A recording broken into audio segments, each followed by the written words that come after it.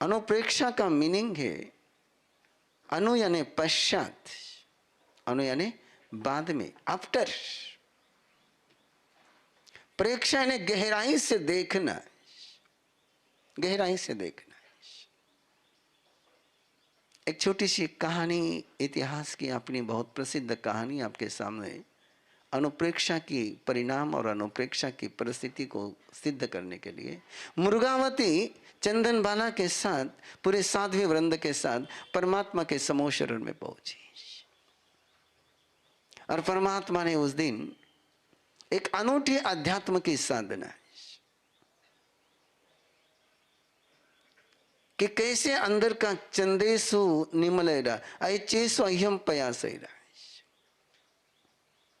कैसे चंद्र की साधना होती है, कैसे सूर्य की साधना होती है, क्या उसका क्रम है, क्या उसका परिणाम है, उसकी पूरी प्ररूपणा परमात्मा कर रहे थे। पूरी सभा सुन रही थी, पूरी सभा जान रही थी, लेकिन मृगावती सुनते सुनते ही जैसे परमात्मा बोलते जा रहे थे वैसे वैसे महसूस करने लगे। गहराई में, इतनी गहराई से सुन रही थी वो कि उसके लिए परमात्मा के शब्द ज्ञान के स्रोत नहीं तो सिद्धि के स्रोत बन गए थे। परमात्मा फरमा रहे थे और उसके परिणमन होते चले जा रहे थे। और वो चंद्र और सूर्य के उस अनुभूति में ऐसी तन्मय तल्लीन तद्रूप हो गई कि समय क्षेत्र काल के परे पूरे पहुंच गई। वो तन्मय हो गई। तच्चित्ते, तन मने तदलेसे तदाध्वजसाने, वो तच्चित्त हो गई। और जिसका चित्त जिसमें रम जाता है उसको उसी का बोध होता है, बाकी किसी का बोध नहीं होता है। परमात्मा के इधर देशना पूरी हो गई, लेकिन मृगावती उसी अनुभूति में। परिषद लौट गई, मृगावती वही है। दिन बीत गया, मृगावती उसी उजाले में, चंद्र और सूर्य के उजाले में। सूर्यास्त हो गया, बाहर में सूर्यास्त हो गया, लेकिन मृगावती तो उसी प्रकाश में। धन्य वो पल जिस दिन आपका और मेरा हो जाए कि श्रुति केवल श्रुति नहीं रहे, श्रवण केवल श्रवण नहीं रहे, भावित हो जाए चेतना उसमें। और मृगावती की भावित होती जा रही है। रात्रि का पहला प्रहर बीत गया है, मृगावती उसी में। कुछ काटा और मृगावती उस शरीर के परे अनुभूति से शरीर में आ गई। एक वेदना जागृत हो गई, एक संवेदना जागृत हो गई। इसलिए कायोत्सर्ग कहते हैं कि काया का उत्सर्ग कर करके ध्यान में जाएंगे तो ध्यान के शिखर पर पहुंच करके वापस नीचे नहीं उतरेंगे, नहीं तो काया वापस खींच लेती है। और जैसे काया में वेदना हुई तो मृगावती उस एक देहातीत अनुभूति से देह में आ गई। और जैसे देहातीत अनुभूति से देह में आ गई, आंख खुले और देखा तो कोई नहीं, परमात्मा नहीं, साध्वी जी नहीं, गुरुनी जी नहीं, अंधियारा। उसको पता ही नहीं चला कैसे समय बीत गया। गहराई से भावना भाई है कि एक दिन आपके और मेरे जीवन में ऐसा आ जाए कि धर्म ध्यान के ऐसी गहराई में पहुंच जाए कि ना समय का बोध रहे, ना क्षेत्र का बोध रहे, ना शरीर का एहसास हो, देहातीत अवस्था में पहुंच जाए, विदेह में पहुंच जाए। लेकिन जैसे समय का बोध हुआ, मर्यादा का बोध हुआ और पहुंची अपने निवास स्थान पर उपाश्रय में। चंदनबाला जागृत थी। चंदनबाला जागृत थी क्योंकि मृगावती आई नहीं थी। घर के प्रमुख का यह दायित्व होता है, कुटुंब प्रमुख का यह दायित्व होता है, संघ प्रमुख का यह दायित्व होता है, संघपति का यह दायित्व होता है। घर का सदस्य जब तक पूरे घर में न आ जाए, घर के प्रमुख को जागना होता है।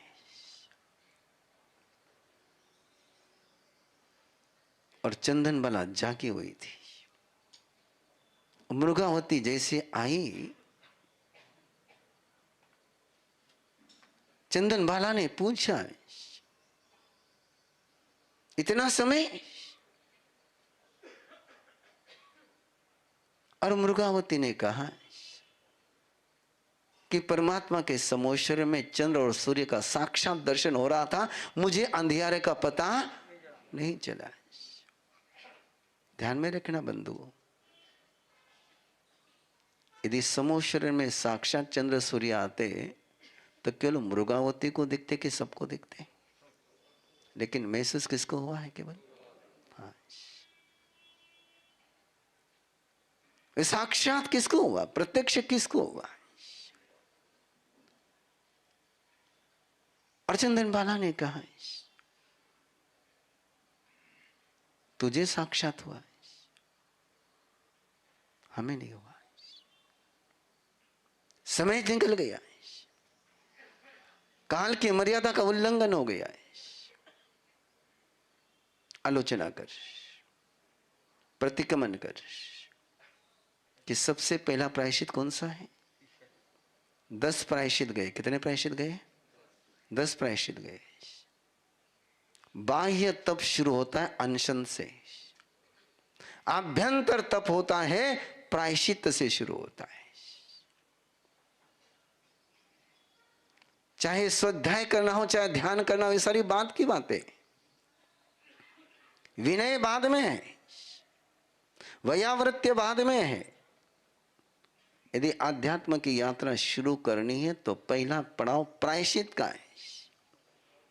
बिना प्रायश्चित लिए कोई भी अध्यात्म की यात्रा में प्रवेश नहीं कर सकता, मतलब नहीं कर सकता है। हम कहां से शुरुआत करते हैं? क्या आपने कभी पनिशमेंट से अध्यात्म की यात्रा शुरू करी? क्यों नहीं यात्रा शुरू होती? माला गिनते, सामायिक करते, स्वाध्याय करते, ध्यान करते, उपवास करते हैं, सेवा करते हैं, और फिर भी एहसास क्यों नहीं होता है कि प्रभु ने फरमाया पहले प्रायश्चित। अभ्यंतर तप में पहला नंबर प्रायश्चित का है। Take punishment. बिना उसके यात्रा शुरू नहीं हो सकती है। और 10 प्रकार के प्रायश्चित दिए परमात्मा ने। 10 प्रकार के प्रायश्चित बताए। उसमें पहले 3 प्रायश्चित थे, आलोचना, प्रतिक्रमण और उभय। प्रतिक्रमण क्यों करना है? आलोचना क्यों करनी है? ये प्रायश्चित है, ये शुद्धि का रास्ता है। बिना आलोचना करे, बिना प्रतिक्रमण करे, बिना उभय करे, और फिर बाद में विवेक आता है, बाद में व्युत्सर्ग आता है, बाद में तप आता है छेद का।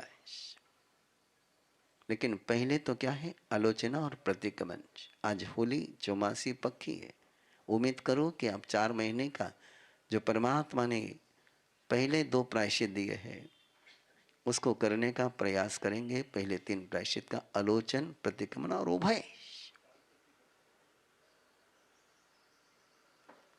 चंदनबाला ने मृगावती को माफ नहीं किया।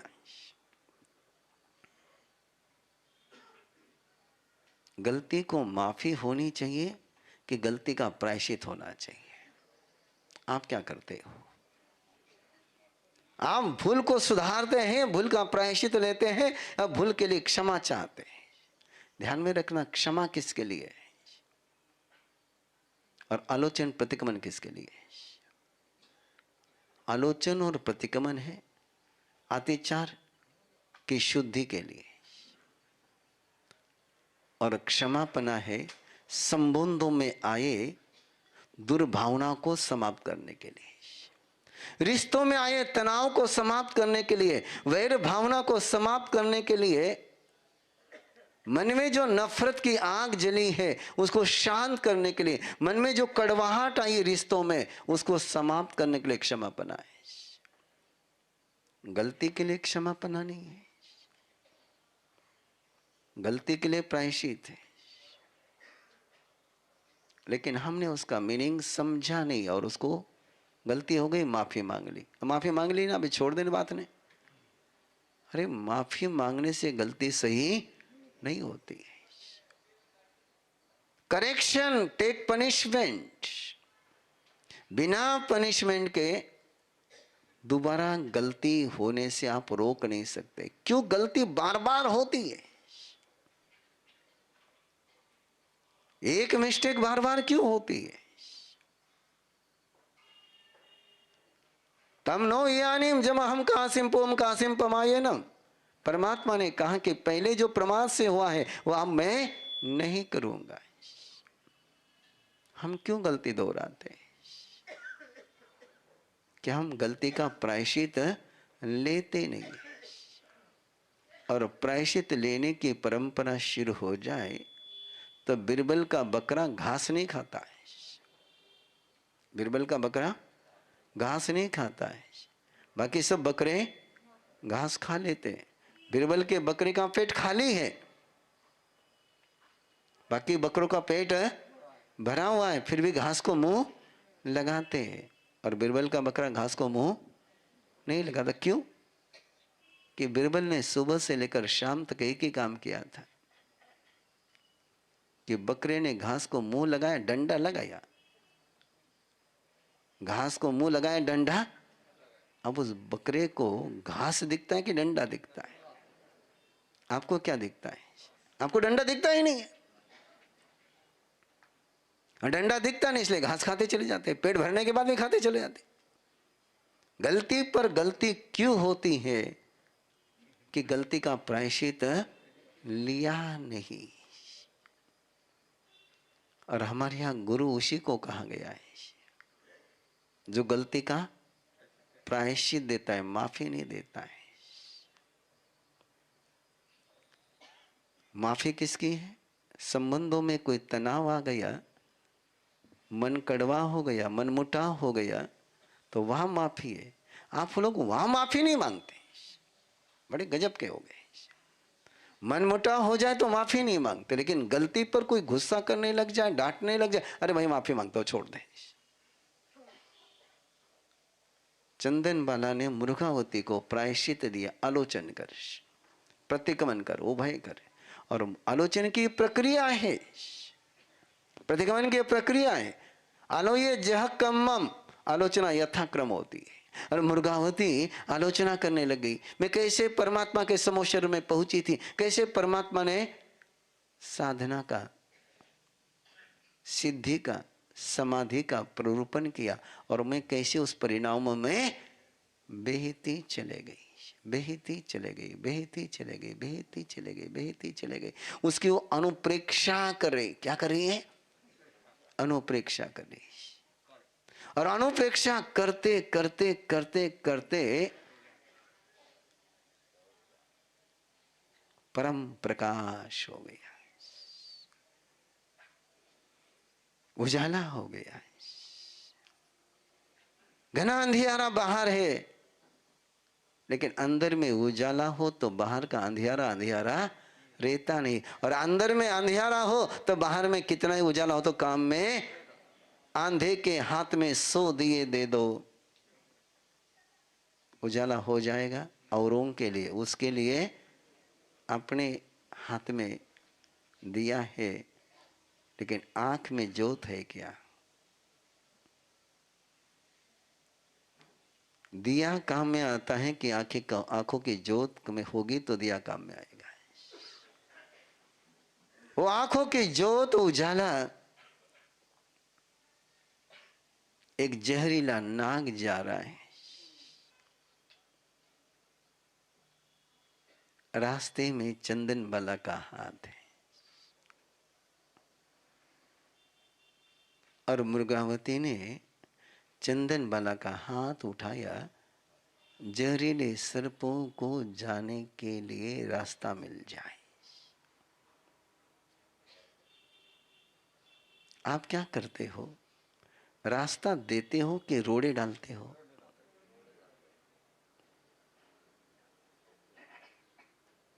और किसके लिए रास्ता दिया उसने? जहरीले सर्प के लिए रास्ता दिया, विषधर के लिए रास्ता दिया। तुम कम से कम प्रेमधर को तो रास्ता दो, क्यों रोड़े डालते हो? क्या आपको पता नहीं कि जो दूसरे के रास्ते में रोड़े डालता है उसी के रास्ते में रोड़े आते रहते हैं।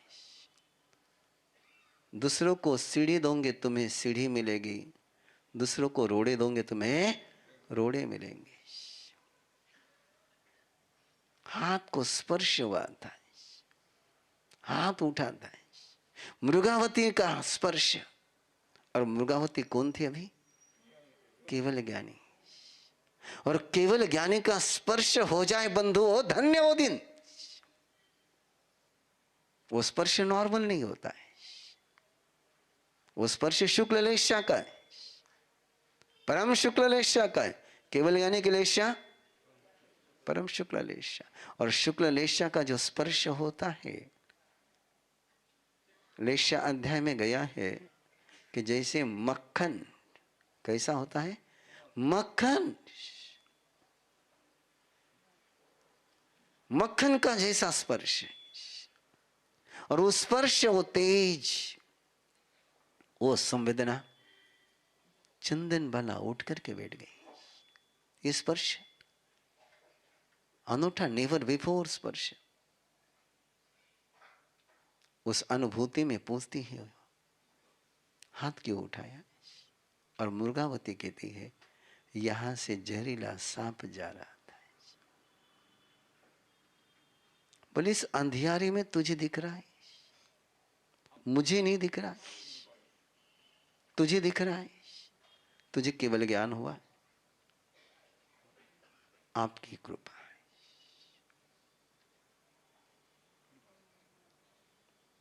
और वो शब्द सुन करके, मृगावती का स्पर्श पा करके चंदन बाला के मन में एक संवेदना का जागरण हुआ कि मैंने केवली की आशा तो ना करी, जिसको प्रायश्चित नहीं आता उसको मैंने प्रायश्चित दिया।